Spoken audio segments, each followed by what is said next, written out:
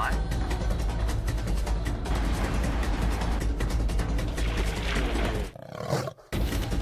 5, 4, 3, 2, 1.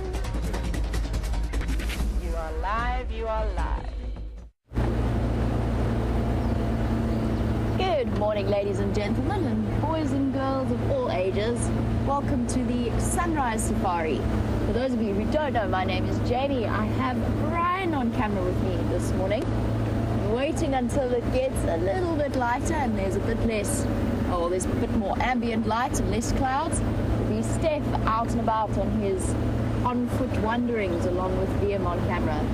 We also have Jerry and Kirst, who are in FC, and Eugene working on all of the technical side of things.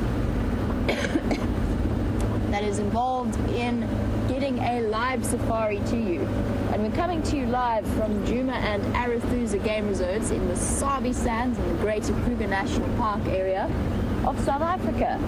And we're also interactive, so please feel free to send through your questions on hashtag SafariLIVE on Twitter, or you can email through to questions@wildearth.tv. At the moment, it's a nice, cool start to the morning. As you can see, the cloud cover hasn't yet dispersed.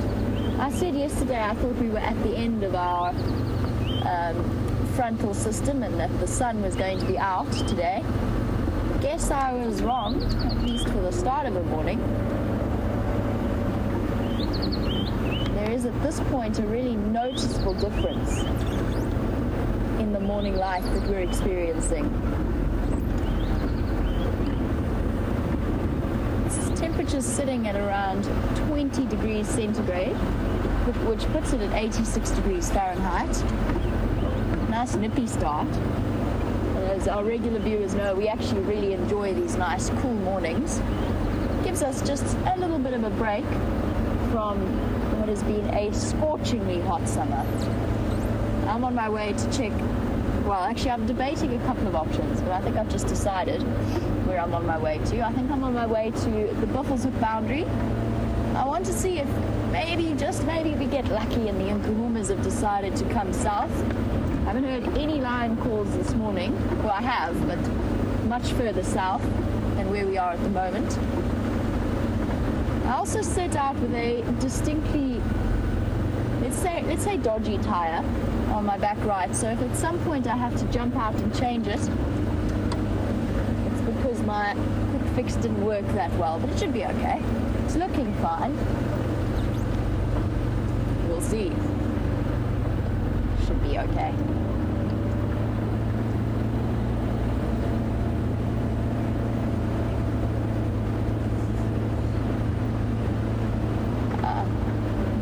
So of course, on the mind of most of us, and our regular viewers included, Lucy, who's watching in Indiana, you said that you heard a hyena calling quite far from the Djuma Dam pan at about 4:45 this morning. I also heard them when we were sitting in camp. So they are around. I haven't headed to the hyena den just because where we left things last night was quite a nice conclusion to the skirmish that was had. But in the back of my mind as well, I wanted to check Buffelshoek boundary just because, first of all, the hyenas like this road or this route that I've taken up in that direction, particularly because it seems to collect nice pans, nice muddy wallows. And after the last rains that we had, the hyenas spent a fair amount of time here wallowing in the mud. And that injured female from the fight yesterday morning also went off in the direction of the Buffelshoek boundary. I'm keeping an eye out for her as well. And for those of you who missed that particular incident, there's quite a very dramatic fight between two females attacking a third. All part of the clan, as far as we can tell, and I think we're definitely right about this. It was an internal skirmish, whatever. I don't know what she did to provoke it, but she was attacked by the female that we now believe to be the matriarch, which is Bella's mother, and as well as Pretty, so the hyena that's got November that covered the den. She then returned to the scene of the crime with Corky, which was also a slightly confusing moment for me because I assumed then that Corky had been caught up in the fight. But Bryan and myself both agree, definitely one of the most intense sightings of our lives, particularly when she tried to climb under the car to try and save herself. And one always feels, as a human being reacting to the animal's actions, one always feels a little bit heartbroken for the animal concerned. But we have no idea what their motivations were for it. These things happen out in the wild. They're probably more common than we realize. And it might have been something that was established or carried out for the good of the clan itself.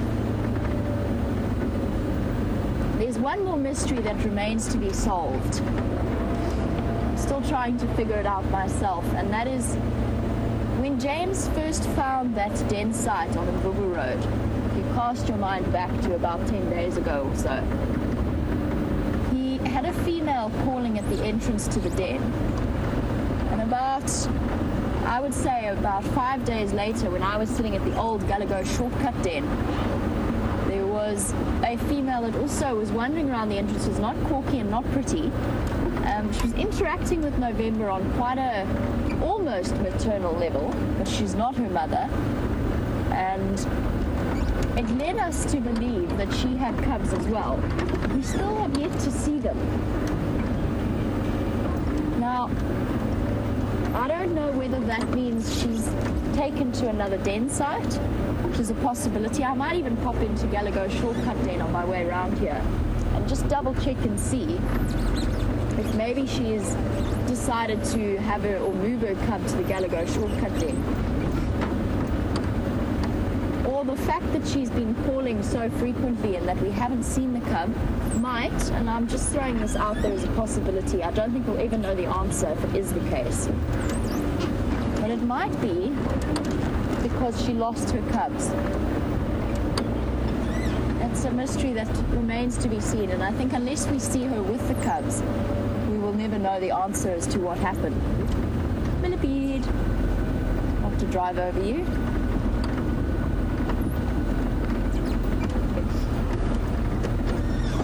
This whole dynamic and what we've learned has been a fascinating experience. She was behaving like a mom, calling at den sites, interacting with the other cubs. And James, when I spoke to him before he went on leave, was absolutely convinced that there was a new set of cubs somewhere. Morning, Impala. No.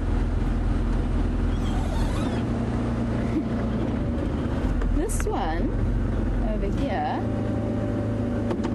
she's still pregnant. She's going to be one of the late births. I'm almost certain of it. So with Impala, most of you know by now that they've all pretty much had their babies. But if a ew's mating isn't successful in the rutting season, so around the end of May, they actually go into a second rut around the end of June, which we saw the behavior of the Impala when I first started working here. Sort of the end of June, middle of July. And that gives rise to a couple of late births around February. And I'm fairly certain that actually both of these ewes look pregnant to me. They haven't quite got their svelte figures back. Interesting.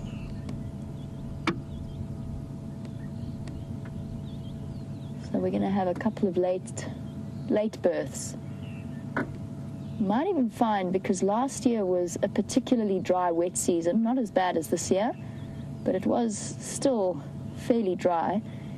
Might even find an increase in late births.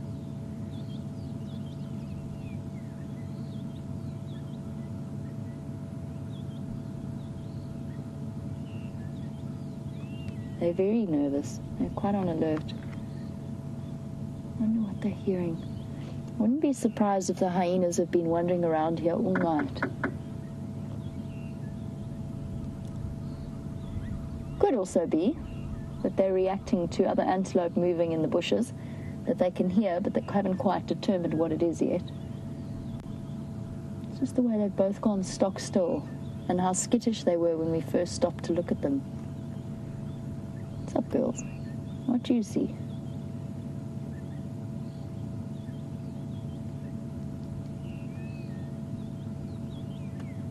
No.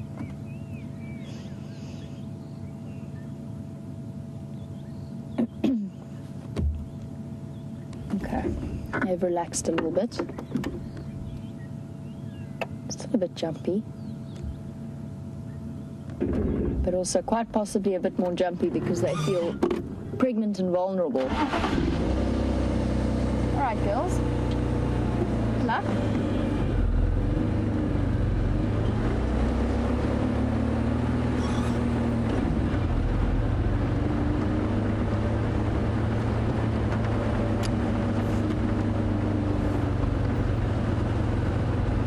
One further update for those of you who might have missed the last few drives and are wondering why I'm driving on Buffalo's Hook boundary looking for the Nkuhumas. The Nkuhumas, as well as the Talamati Pride, have both been sitting on Buffalo's Hook over the last few, I would say essentially over the last 2 weeks. The Nkuhumas keep moving backwards and forwards into Kruger and then back again. But I'm hoping, because the Birmingham boys have been largely absent from this Norman section, they've spent most of their time around Torchwood and south of that boundary. I'm hoping they might decide that today's the day to come wandering through. The reason that they've been so static in one particular position is because the drought has meant that the buffalo are forced to a couple of the big dams around Buffalo's Hook, and essentially they haven't needed to move. For about 2 weeks they've just been moving backwards and forwards, catching a buffalo roughly every 3 days. And they've been enjoying their time spent there. What I would be interested in knowing, so the Nkuhumas have always had Djuma as part of their core territory, but they've also very often moved up into Buffalo's Hook, and sometimes all the way towards Manyuleti. And I would be interested to know how they interact with the Salati males. I've actually honestly got no idea. Because to the best of my knowledge, they've never been mating with the Salati males. They haven't really looked to them as the pride males, but I could be completely wrong about that, because a lot of new research is starting to show that although you've got the dominant pride males, or at least the dominant territorial males that the pride members mate with and sometimes relax and share their kills with, but there's a lot of research that's starting to suggest that they will go and mate with external males, or males not part or typically associated with that pride. And the statistic goes up to about 50% of cubs' fathers actually being a different male to the one that you would expect. So maybe they do interact quite peacefully with these Salati males.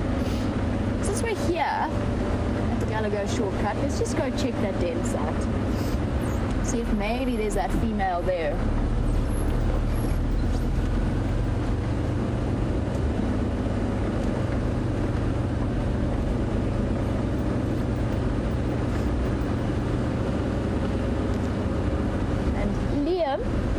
Is a new viewer to me. I definitely haven't heard your name before, Liam.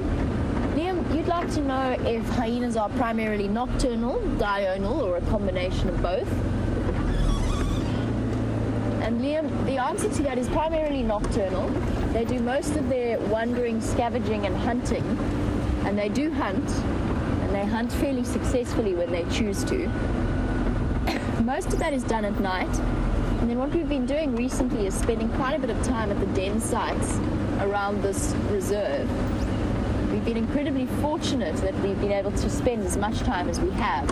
So it's usually around the early morning and the late evening that the mothers of the very young cubs tend to congregate around the den, and the rest of the members of the clan often pay a visit to the den site. It's sort of, although hyenas quite often in clans move off on their own, spend their days and their evenings wandering around solitary, The den site almost acts like a sort of a family home that everybody returns to come and say hello, reaffirm their clan bonds and stuff like that.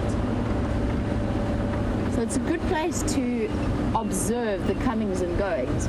Now the den site I'm on my way to at the moment is one that was active a couple of days ago, but the cubs have just been moved. I do want to just check and see if there's any action happening there. And Wium, I've said they're primarily nocturnal. That really doesn't mean that you won't see a hyena wandering around in the middle of the day.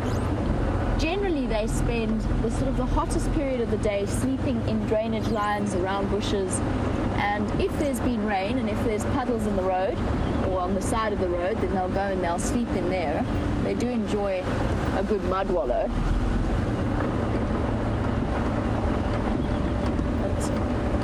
I would say one of the few animal species out here that this drought is working in their favor.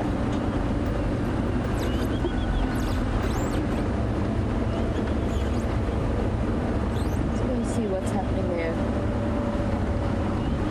Very quiet feel this morning. All the prey species have disappeared off into the bushes. I wonder what went on last night. It would have been absolutely pitch black with this cloud cover. There would have been no ambient light. And there was a bit of a breeze last night as well. And I think that's put almost all of the prey species on edge. And what we've started suspecting on Juma is that the hyenas are actually hunting. It's supposition, but we did hear zebra alarm calling. And zebra generally don't alarm call for anything except lion, or a fight amongst each other, or possibly being hunted by a hyena. And I have seen hyena quite a few times hunt both zebra and kudu, so they're capable of taking down large prey. I'm going to need to come back and take a panga to this. The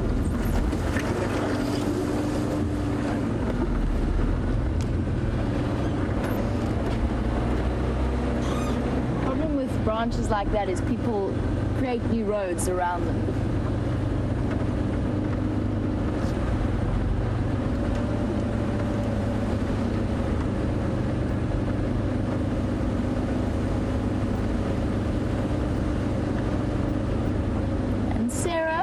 Watching in Ohio. Sarah, you were wondering if that injured hyena will be isolated from the clan now, or if she will still be part of it. Sarah, she'll still be, as far as I can tell, in my experience, she will still be part of the clan. She probably will go off and lick her wounds for a while. She was sore. She was not mortally injured. She'll be fine. But her leg was hurting her. Her ears were quite badly bitten. So I think she's going to wander off and lick her wounds for a while, but I think she'll still be a part of the clan, probably just still a subordinate part of the clan. Alright, well, the sun has poked its head up over the horizon, and Stef is out and about and would like to say good morning to you.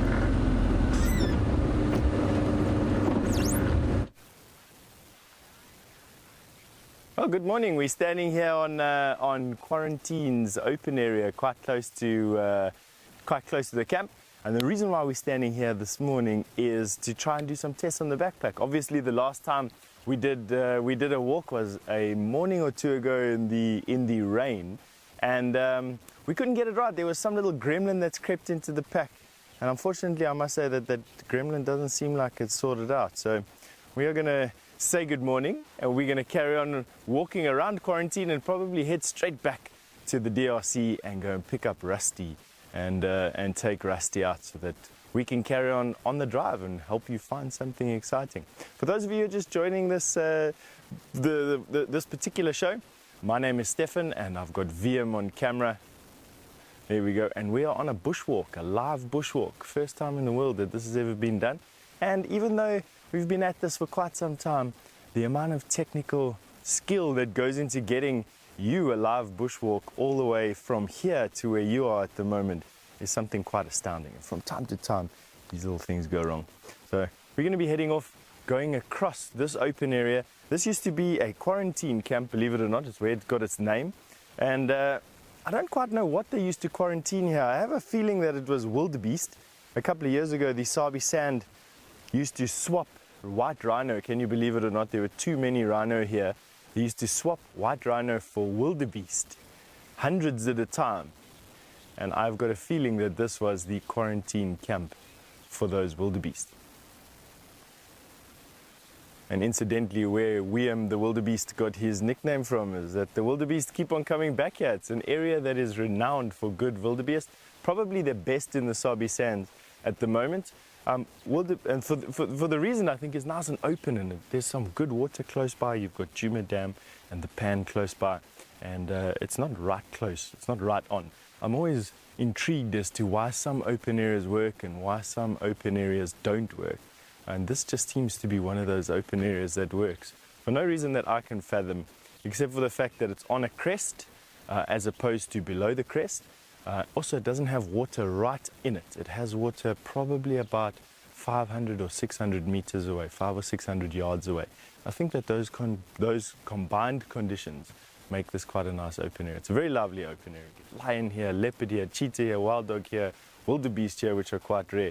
Lots of elephant crossing over and doing their thing, and is one of the best places to see baboon spiders, or as they are known throughout the rest of the world, tarantulas, with some of them bigger than my hand. As you can see, probably nearly as big as my face if you had to put it on. We'll see if, as we walk along here, I can show you one of their burrows.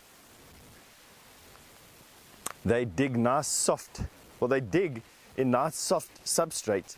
The reason for that is because the females are so large that they'd attract some attention, so they ambush prey from a hole.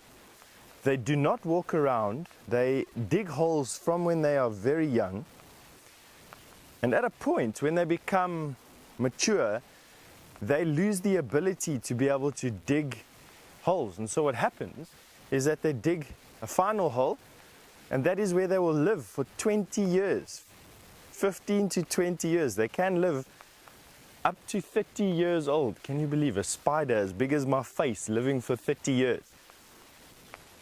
That is exactly what happens. Let's take you up onto this termite mound here.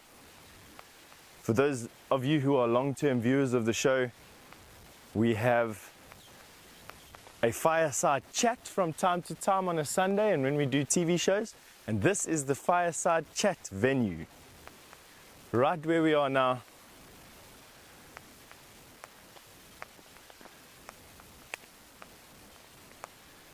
This is the log that the presenters sit on, or the logs that the presenters sit on. As you can see, for a set, it's pretty basic. I wouldn't go. For a set, it's pretty basic.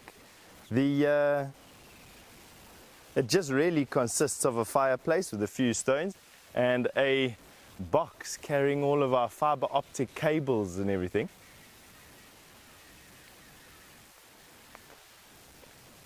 And it's nice and elevated. And I see at least our rain cover on our fiber optic case hasn't been eaten by hyena. The previous one that we had was absolutely eaten by hyena.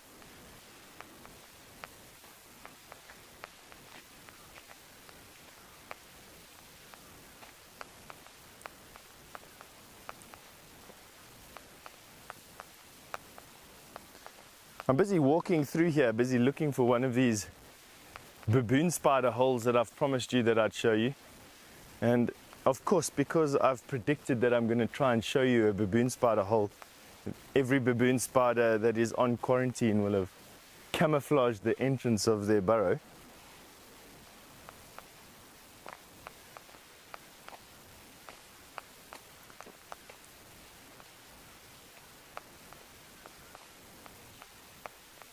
Now, females will give birth to babies,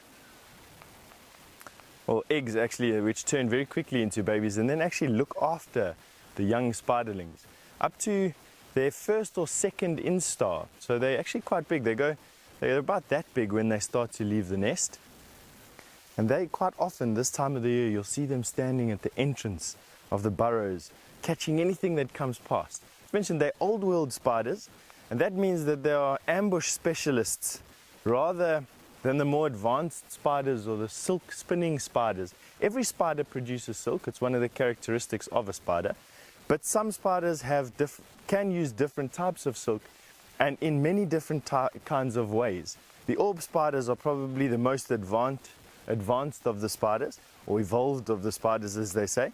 And that is evident in the way that they build their webs. A very intricate entanglement, and then sticking to the web, and then all the different kinds of silk that they produce along the way. Whereas these baboon spiders literally just rely on sheer size and strength rather than clever ways of catching big things.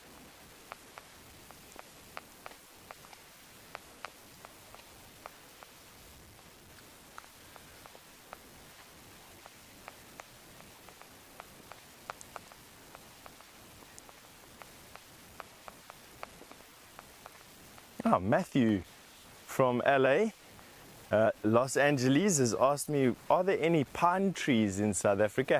Obviously having a look at these huge trees that you can see around us. And what type of wood do we use for furniture making? Matthew, we don't have any pine, well, there are pine trees in South Africa, huge forests of pine trees, but they've all been planted. They are not endemic to South Africa. However, we do have one species of cypress, the mountain cypress. It's the only type of tree like that that we have that's endemic to South Africa. Other than that, there are very, very many hardwoods that are used in South African furniture making, with I suppose the most significant one being the yellowwood.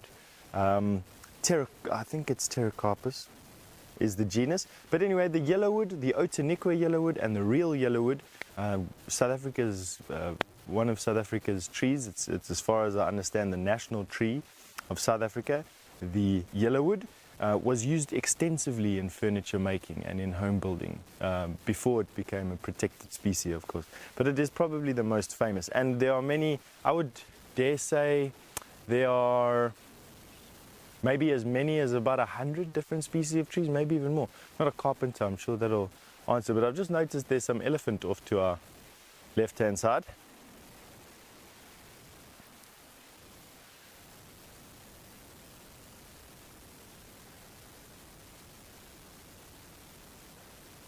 Now, on foot, elephant are the most dangerous animal that we can approach, especially a breeding herd. Female elephant are notoriously intolerant of people on foot around them and their calves. So it becomes very, very important when you are going to get closer to elephant and elephant herds that you take whatever cover you can, whatever concealment you can, and most especially you take the wind into consideration. So I have the wind blowing slightly into my face, which is a good thing. And what we're going to do is try and use the cover of these termite mounds to get you a little bit closer so that we can show you these elephant on foot. It's always exciting to be on foot with big, large, dangerous, scary animals. And the reason for that is that they make you feel so small and insignificant.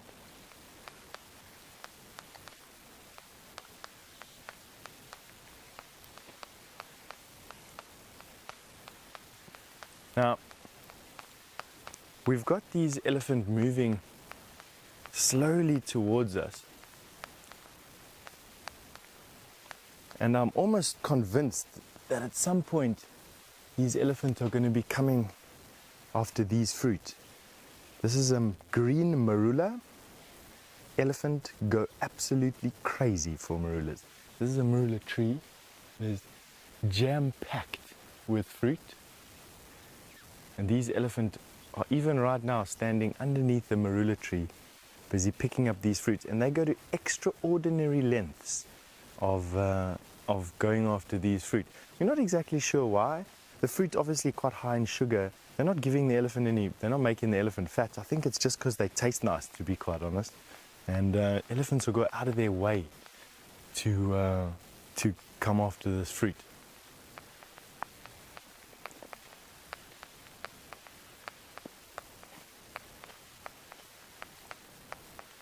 Now what I'm going to do is change my tactic just a little bit. As you can see, we got to this termite mound, and now I see that the termite mound that I was aiming at is actually a little bit too close to those elephants, and the wind is moving down slope. So whereas before the wind was coming into my face, as soon as we crested this hill, I feel that the wind has now changed slightly.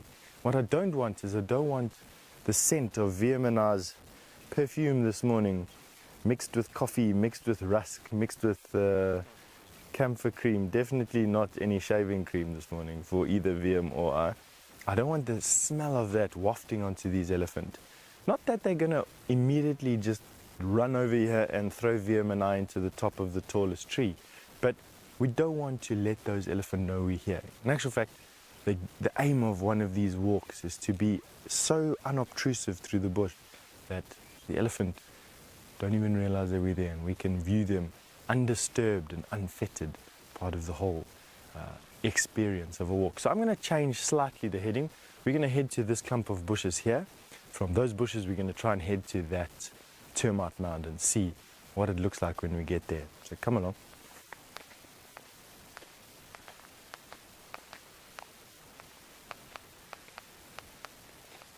Now there's no reason for you to be alarmed at what we're doing at the moment, even though it's fairly open here where we are, and visibility, well, I got lots of visibility, but there's not lots of places that Wium and I can hide. There's no reason to believe that we're going to be posing any significant threat to these animals, and we're going to try and be as careful as we can.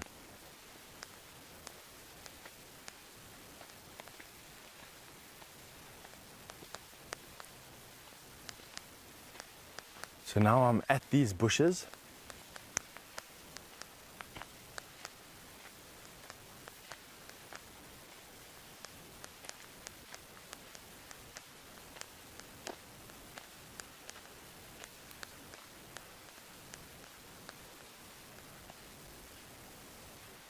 And what we're going to do is now, we are definitely close enough for our silhouette to be skylined, because we are higher than these elephants.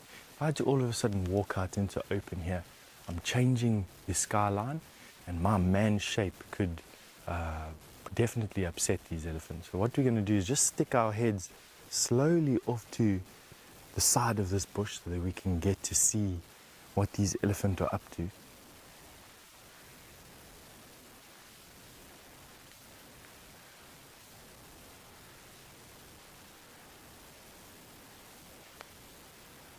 And they are slowly feeding underneath these marula trees.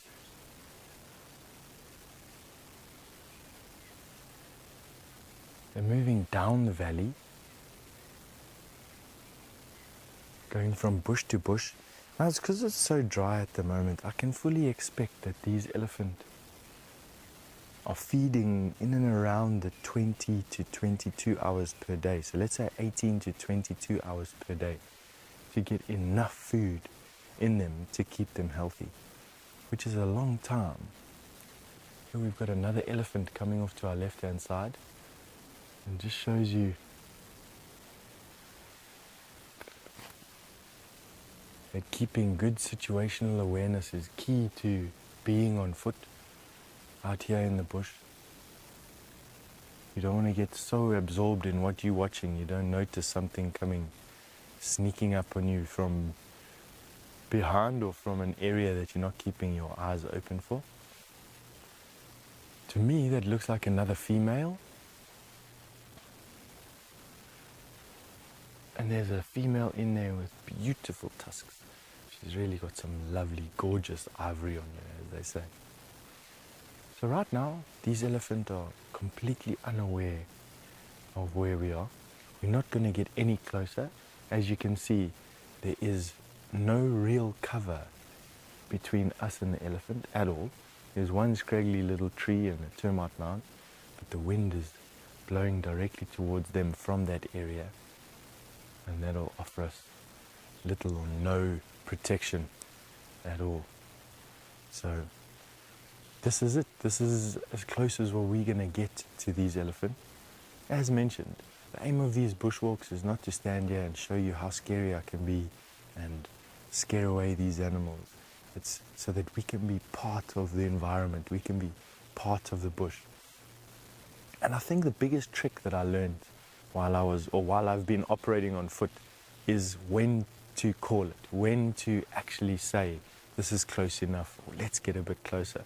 And make no mistake, I've been close enough to touch elephant many times, but this situation is not one of those situations. We don't know how these elephants are going to react. We've got this elephant, she's now slowly making her way along the same line of travel as her family group. And what is going to happen at some point is she's going to walk into our scent. The wind is now gusting from behind us, and she will absolutely get a trunk full of our scent. What will be interesting for you to note is at which point she does. I'm quite happy with where we are right now,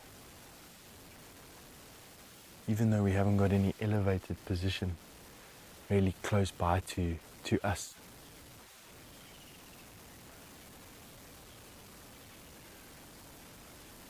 I see there's even another elephant off to the left hand side. So we are surrounded by elephant. Because we're not dealing with one single female anymore, I am going to move us slightly crosswind so that our scent doesn't blow onto these elephants. I think, come here, before they get onto the open area, we're going to use the cover we have of the trees here. So using these trees, these ones here,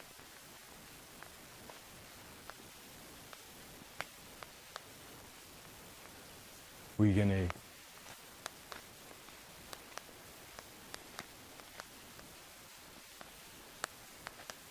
to use this termite mound. I'm going to use those trees there.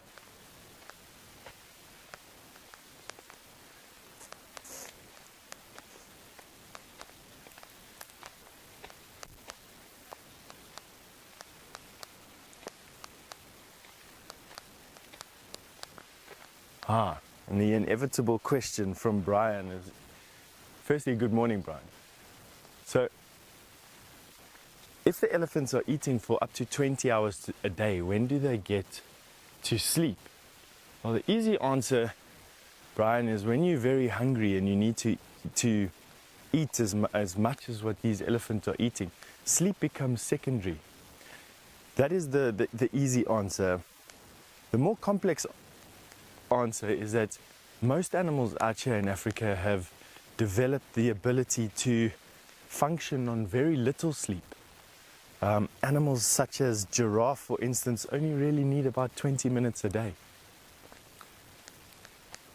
Alright, so now we've made our way onto the crest. We've used distance and we used the cover around us to try and mask our approach. It's amazing. The wind is swirling around the top of this tree, and where just now our scent was blowing straight in the direction of these elephants. Right now, the wind is gusting towards the top of this hill. We're going to get here behind this tree.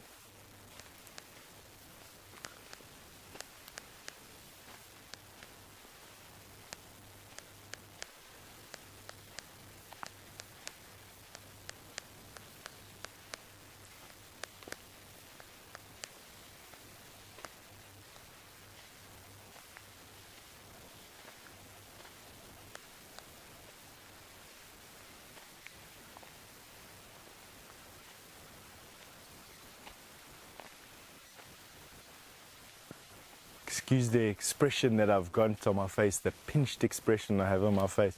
I am battling to hear Jerry in final control. She's coming through as a hiss in my ear. So I'm sure she's asking me a question from one of you, but unfortunately I can't hear a thing. So I'm just going to carry on telling you about some elephants, and hopefully the radio signal gets a little bit better.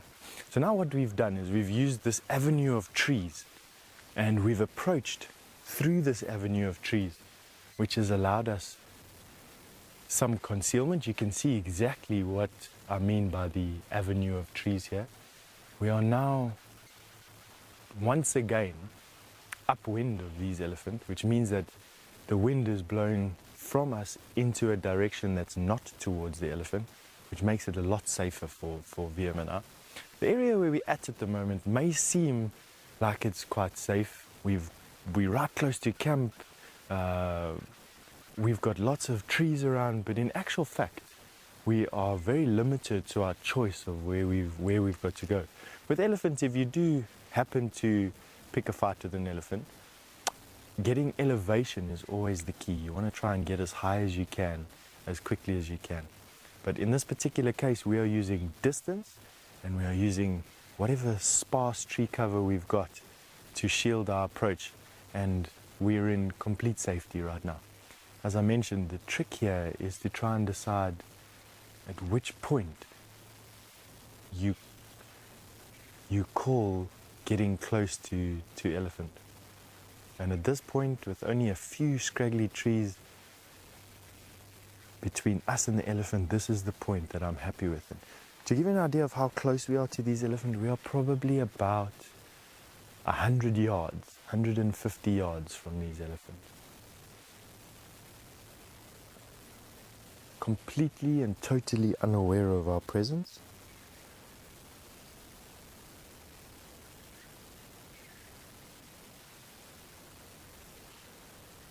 The reaction that we can expect from an elephant that knows we're there is a head-up reaction. Quite often over the last few days and weeks, you've seen, in particular, a young elephant standing with their ears open and their heads held high, trying to posture at the vehicles. That is exactly the reaction that we don't want to see from these elephants. That is a reaction of an elephant that's alerted, and absolutely female elephants in the Sabi Sand, in particular with babies, will adopt that head up, trunk up, ears flared posture that we see in those young elephants with the cars. They will adopt that when they smell man smell on feet without cars. And I absolutely think that elephants are clever enough to distinguish between a man smell and a vehicle smell combined as one, and a man smell on foot and alone. And of course, we as humans have been hunting these poor animals for their ivory from at least the time of the pharaohs in Egypt. So we're looking at 2,000 or 3,000 years of persecution. And man smell without the association of vehicles is a very scary thing for these elephants still. It's almost an inbred and an ingrained fear. Now they're moving off, still oblivious to us. It's going to allow us to once again follow them a little bit. Now they are almost at exactly the spot where Wium and I were standing but a few minutes ago. The bush that they are approaching at the moment, the bush that elephant is approaching at the moment, is where Wium and I were standing, literally about 5 minutes ago or so.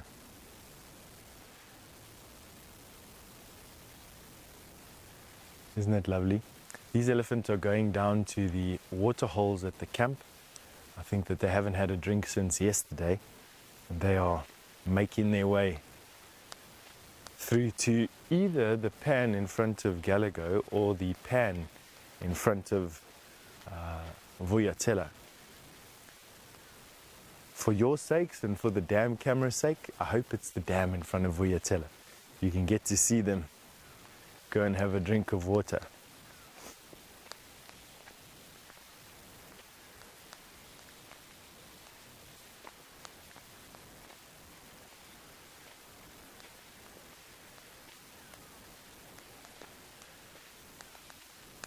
All right. I still can't hear final control, and so what I'm going to do is sort of preempt a link to Jamie so that we can go and get our radio comms sorted out. I'm so glad that you got to to see these elephants on foot with myself and Wium. We'll be out again in probably 25 or 30 minutes once we've got Rusty up and running. See you in a little bit.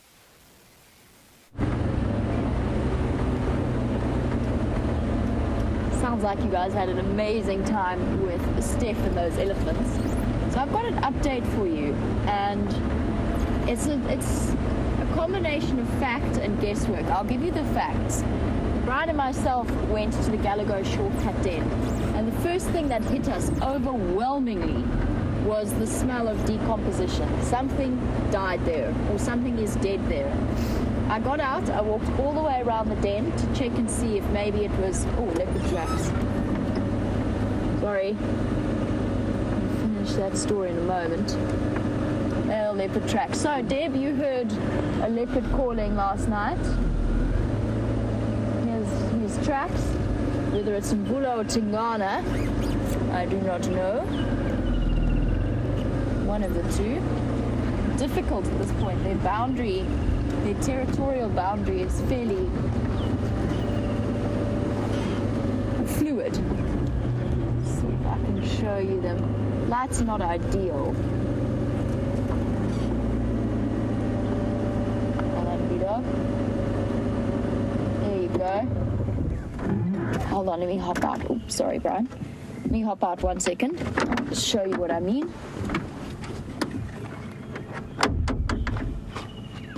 This one? Yeah. Cool. So, just looking at these tracks here, the bit that you can see, it might be a little bit tricky to kind of see what's happening. There's 1, 2, 3, 4 toes. There's the back pad here. For new viewers, the best way to tell the difference between cat tracks and dog and hyena tracks is the lobes at the back. So if we look at it really carefully, there's 1, 2, 3 lobes at the back. For dogs and hyenas, they only have 2 lobes at the back pad. It's also the shape. Leopard tracks are really nice and neat. How do I know it's a male? Well, the size. Okay, so this track is almost the size of my palm. If it was a female or something like that, it would be much, much smaller. His front track, which is the bigger round one, is over here. Here it's that's roughly the size and shape. His back track, which is the smaller and more elongated one, makes almost like a teardrop. And the distance between the two of them, the fact that they don't meet, usually what leopards do when they walk is they register. So this back track, oopsie, just messed up his beautiful track. His back track would usually fall on his front track. It's a way of walking soundlessly. But the fact that his back track is stretched out in front of his front track tells me that this leopard was walking with a determined pace down the road. Let's see if we can find him. Tingana, Vula, could be either. Tricky tracking in this light, but I'm sure we will give it our absolute best shot, and I would suspect he's wandered down somewhere towards that Milwaukee drainage line. Cool. Right, before I talk a bit more about tracking leopards, give me one moment to just call it in. Konzo for Madode Ingwe, moving south down Gowrie cut line. We'll be following up. Just calling it in on the Game Drive channel so that the guys know, and that possibly I can call for reinforcements to come and help me. Let's just finish up with our hyena story. So I walked all around the den. Sometimes spotted hyenas, particularly with sub-adult cubs, bring old parts of a kill back to the den. This didn't have that particular scent to it. It didn't smell like an old carcass. It smelled like a fairly fresh decomposition. And I stuck my head over all of the entrance burrows, and it was emanating from one burrow in particular. We'll never know for certain because I couldn't see anything in it, and you'll have to forgive me, but it's always a very bad idea to stick your hands into burrows. You never know who's lurking or what's happening down there. So I didn't stick my hand in to try and see what was down there, or indeed stick my head right in to try and see what was down there. but there was definitely a very, very strong stench of death coming from one particular hole. I'm 90 personally, but now it goes into that's the fact. I'm personally 90% certain that there is a dead cub down there, or two dead cubs maybe. So that female that we saw calling, I would say there's a very good chance that she lost her cubs at that den. How? We'll never know. Could well be because the older cubs killed it. Could also be because something happened. They might have died when they were born because we never saw them. We heard her calling and we saw her moving between the two dens, but we never really... Alright, I'm just checking this tree. I always check this jackalberry. One day, I will stop to check this jackalberry tree and there'll be a leopard in it.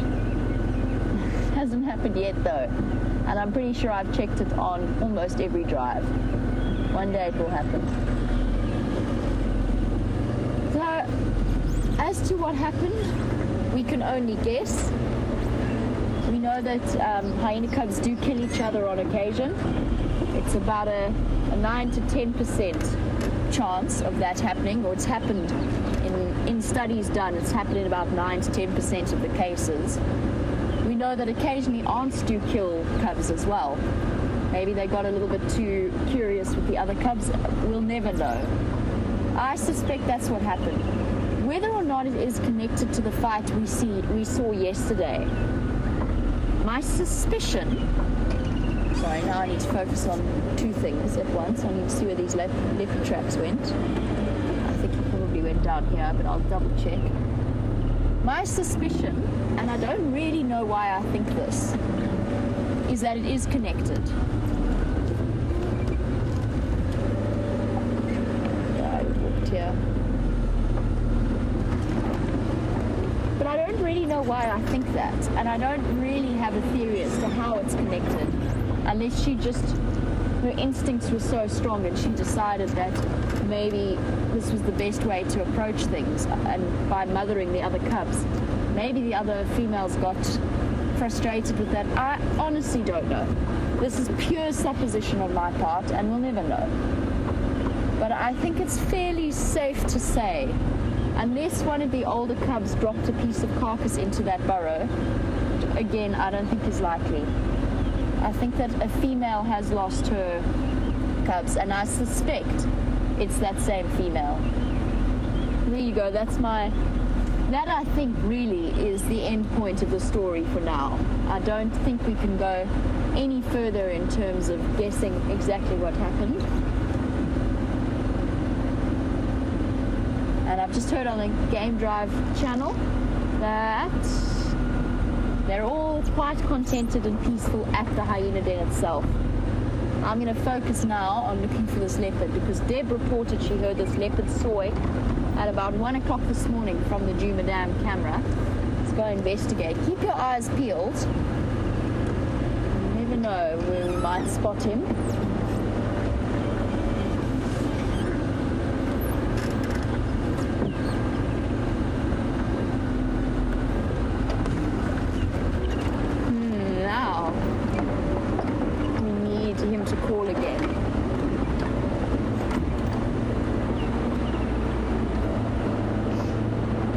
This is definitely a male that we're tracking, but that doesn't mean that Karula is not around here. And Sleepy One, you were wondering when last we saw Karula. It was with James, I think, as far as I know. It was with James on the Gallagher shortcut around the fire break. I'm just checking really carefully in this drainage line because it would be a good place to have heard a leopard last night. On a cold morning like this morning, particularly if he's patrolling his territory, I don't think he's going to stick around, but keep your eyes peeled. Look for that flash of white of a tail while I chat to you and try and remember exactly when last we saw Karula. So Sleepy One, it was with James up near the fire break and she crossed north into Buffelshoek. That's not a leopard, that's a log. That must have been... When did James leave? Where are we? What day of the week is it? Must have been about a week ago, roughly, that we last saw Karula. She crossed into Buffers Hook around Sydney's Dam. The guys reported her tracks, and they're usually quite good at identifying individuals' tracks. They reported her tracks around, again around Sydney's Dam a couple of days later. So she must have wandered into Simbambili and then gone back again. And that was the last time I believe that Karula was seen by any of us and any of the guides. But she'll be around. I'm sure she will suddenly appear out of nowhere. The wonderful thing about Karula is she doesn't say where she's come from or where she's going. She's marvelously unpredictable, or she is, at least to me. I find her quite mysterious in that respect. She doesn't seem to have any set pattern of movement. But then she's a leopard. That's what leopards do.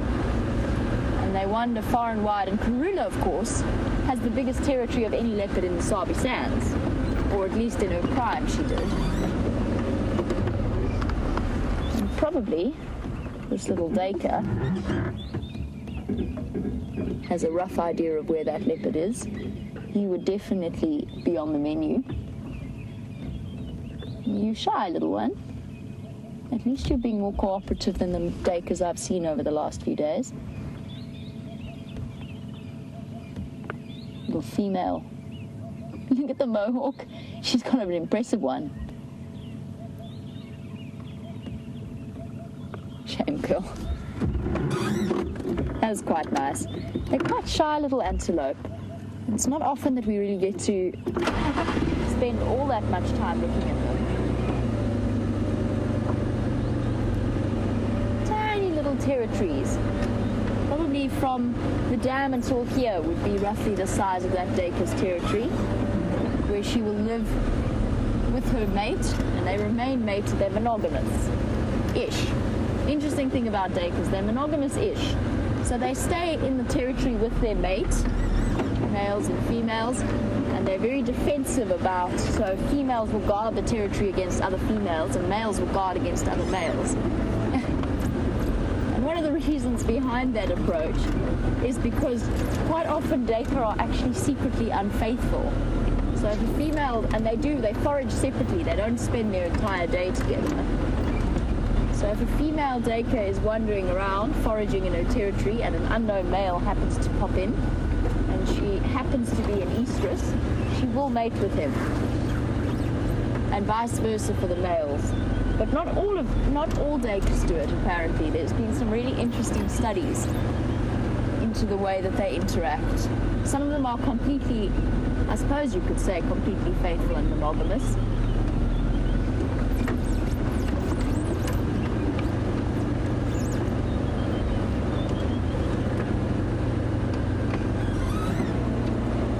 Thank you, Ellen.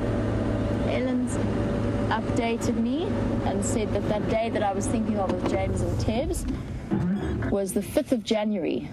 So I again have lost track of time. I said it was a week ago. It was close to 10 days ago. Oh, almost right. Southern Boo-Boo calling.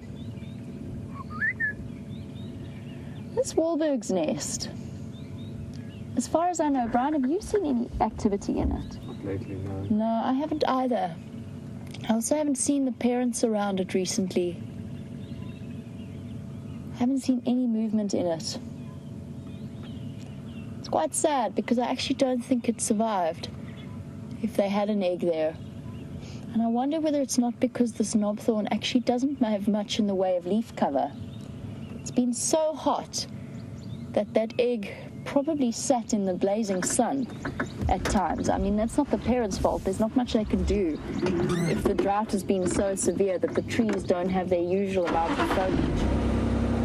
And I mean, those Wahlbergs have been using that nest site year after year, but I think this year it just didn't work for them.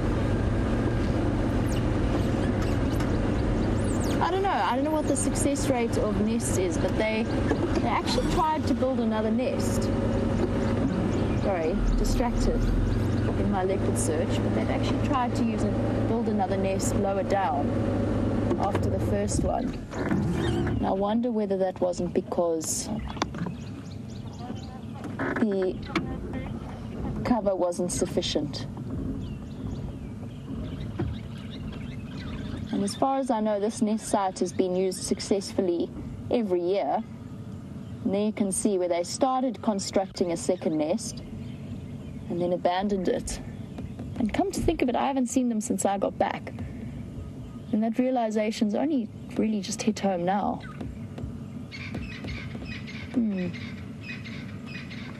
Okay. Right. If you were a male leopard, where would you go? Into the drainage line would be my guess. The difficulty here lies. I wish I could tell if it was Tingana or Mvula, because it just makes it slightly easier to guess where they might go. This is roughly the boundary of Mvula versus Tingana's territory. Tingana's been pushing hard into the eastern quarters into the east of his territory and into Mvula's territory. And apparently he was seen close to Torchwood, or coming out of Torchwood a couple of weeks ago. So he's really pushing quite hard into Mvula's territory. Mvula is getting, apparently, I mean, I've only known Mvula for the last few months, but apparently is looking quite old. And there have been a couple of reports from the guides to say he's looking quite thin as well. But that could just be a stage he was going through. He might have had a couple of unsuccessful hunts.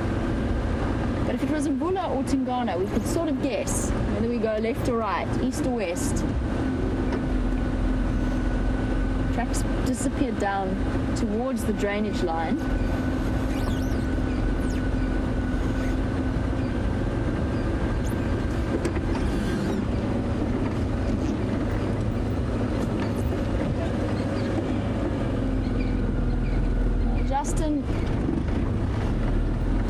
To continue our leopard update. So Tingana is the Don Juan of the leopard world, and over the last 3 months we've seen him mating repeatedly. There was actually a period where he moved from leopardess to leopardess in the space of a few days, mating with Karula, then with Shadow. And Justin, you were wondering whether or not there's any more news on the possibility of Shadow having cubs. There was an update from one of the guides that they had closed an area because they thought they heard cub noises and saw tracks and heard her calling. It was a little bit premature because no, she does not have cubs. There's no evidence that she has cubs, and in fact it would be a bit early because she was mating with Tingana. Hello boys. Oh yay, there's our 2 yellow bulls. Sorry, I gotta move forward again.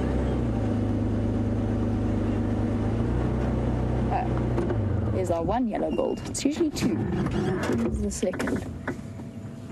Here you go, guys. For newish viewers, that is a yellow-billed oxpecker. Red-billed on the left, yellow-billed on the right, and actually that's a perfect opportunity to look at this size comparison. Oxpeckers, man. They're just being uncooperative recently. So the yellow-billed oxpecker, the reason I'm quite excited about it is because it's actually quite a rare bird, much less common than the red-billed oxpecker. Luckily for us, both of them have disappeared from view. But yes, there was a time when the yellow-bills were critically endangered. Thank you, oxpecker. So possibly a new one for new viewers' bird lists. Our regular viewers have them ticked off, of course. And for new viewers, I would encourage you to keep a bird list. There's so many fascinating species that fill all kinds of ecological niches. In this particular case, acting as a nostril cleaner for the buffalo. And obviously not isolated to the nostrils. Dit ben ik. Geen vakantiehuisje,